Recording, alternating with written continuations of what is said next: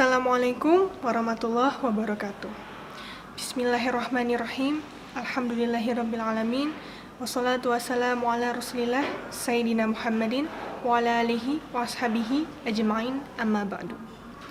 Marilah kita panjatkan puji syukur atas kehadirat Allah Subhanahu wa Ta'ala yang dengan kasih sayangnya telah memberikan kita sehat untuk menghadiri majelis yang singkat ini.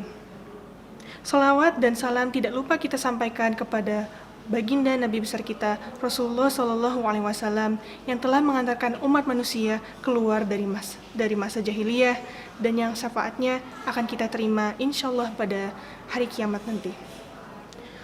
Waktu, sebuah konsep dasar dalam hidup kita yang menandakan berjalannya kegiatan di dunia.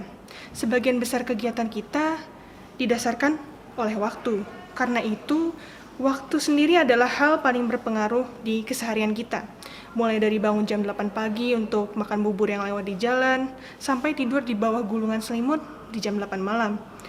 Tentu, waktu adalah bagian yang penting bagi hidup kita. Tapi, apakah kita benar-benar paham akan pentingnya waktu itu? Makna waktu dijelaskan oleh firman Allah Subhanahu wa Ta'ala pada surah Al-Asr yang berbunyi, Wal asr, innal insana lafi khusr, illal ladzina amanu wa amilus solihat wa tawassaw bil haqq wa tawassaw bis sabr. Yang artinya, demi masa, sungguh manusia berada dalam kerugian, kecuali orang-orang yang beriman dan mengerjakan kebajikan, serta saling menasihati untuk kebenaran dan saling menasihati untuk kesabaran. Dalam surat tersebut, Allah memperingati kita, manusia, akan betapa ruginya kita apabila kita menggunakan waktu yang telah diberi Allah untuk hal yang sia-sia saja. Di sisi lain, alangkah baiknya apabila kita menggunakan waktu yang telah diberikan untuk hal-hal baik, seperti mengerjakan kebajikan atau saling menasehati sesama muslim dalam kebenaran dan kesabaran. Sedangkan generasi Z termasuk saya sendiri, nama lainnya disebut sebagai kaum rebahan. Seperti namanya, generasi sekarang telah terbiasa untuk tinggal di rumah dan mendekam di kamar saja.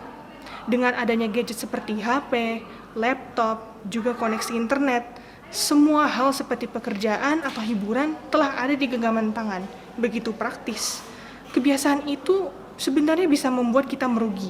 Karena dengan semakin lamanya kita scroll di sosial media, semakin lama kita rebahan di atas tempat tidur, waktu itu semakin berjalan.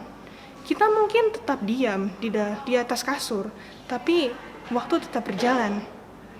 Waktu yang kita habiskan itu bisa untuk menambah amalan, atau mungkin menambah hafalan, atau ilmu, tapi malah kita gunakan untuk hal yang tidak ada gunanya dan sia-sia saja.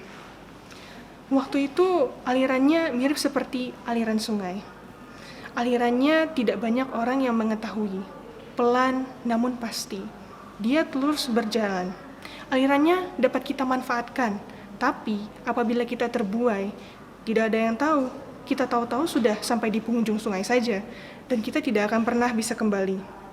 Apalagi di saat pandemi ini, di mana segala kegiatan kita hanya sebatas membuka dan menutup laptop. Semua hari terasa sama saja, monoton. Kita jadi kehilangan kesadaran akan waktu, membuat alirannya jadi terasa lebih cepat.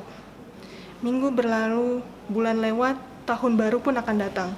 Hari akhir semakin dekat. Agar kita tidak menjadi bagian dari orang-orang yang merugi, kita harus menggunakan waktu yang telah dikaruniai oleh Allah Subhanahu wa Ta'ala untuk hal-hal yang bermanfaat.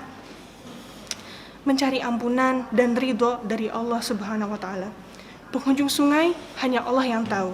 Hari akhir adalah kehendaknya. Sebelum hari itu datang, marilah kita berubah. Mari memperbaiki diri. Beranjaklah dari tempat tidur. Karena waktu terus berjalan, kita juga harus. Wabillahi taufiq wal hidayah. Assalamualaikum warahmatullahi wabarakatuh.